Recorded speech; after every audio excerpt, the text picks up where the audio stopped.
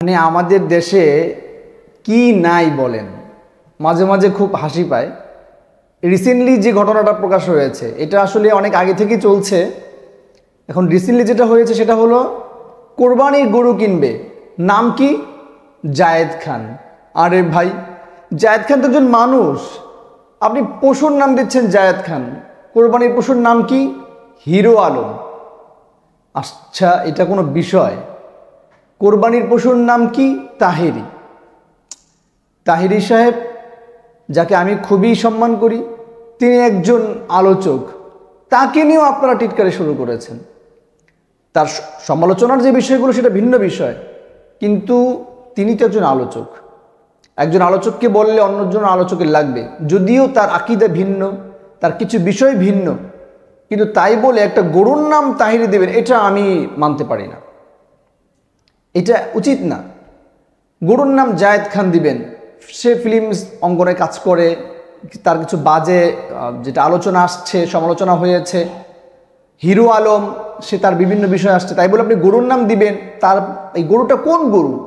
যেটা কোরবানির গরু, যে গরুটা দিয়ে আল্লাহ সুবহানাহু ওয়া তাআলা সব থেকে একটি গুরুত্বপূর্ণ বিধানকে কার্যকর করা হবে, সেই গরুটার নাম দিচ্ছেন কি? হিরো আলম। আর কোনো নাম খুঁজে পেলেন না। এই সমস্ত নাম কারা দিত জানেন?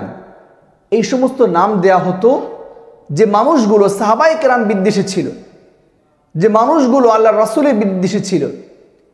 একজন মানুষ, একজন অমুসলিম, সে তার গাধার নাম দিয়েছে আবু বকর, ওমর, নাউজুবিল্লাহ। তাহলে এই কথা থেকে বোঝা গেল যে কোনো কিছুর নাম, কোনো ব্যক্তির নাম পশুর সাথে মিলানো, এটা হচ্ছে কোনো মুসলিম সম্প্রদায়ের মানুষের কাজ না, এটা নিঃসন্দেহে অমুসলিমদের কাজ। আমি জন্য যারা কোরবানির পশু লালন পালন করছেন, হাটে নিয়ে আসছেন বা নিয়ে আসবেন, প্ল্যান করেছেন, প্রোগ্রাম করেছেন, আমি তাদের প্রতি অনুরোধ করব, আপনারা এই জাতীয় উদ্ভট, এই জাতীয় হাস্যকর নাম না দেওয়ার জন্য। কি দরকার আছে? আপনার যে পশুর দাম, সেটা তো এই নামে হবে না। আপনার পশুর যে অবকাঠামো, এই সব কিছু মিলিয়ে তার দেহের উপর ভিত্তি করে আপনি নাম দিতে পারেন। আর সেই নামটা এখন অনেকে দিচ্ছে রাজা, মানে পশুদের মধ্যে রাজা, সেটা হতে পারে, বা বিভিন্ন নাম দিয়ে কালাচান। এখন সেগুলো ভিন্ন বিষয়। আপনার পশু কত টাকা দাম হবে? 9 লাখ না 10 লাখ, 20 লাখ না 25 লাখ, কয় কোটি? এটা তো হচ্ছে তার যে অবয়ব, তার গঠন প্রণালী, এইগুলোর উপর ভিত্তি করে।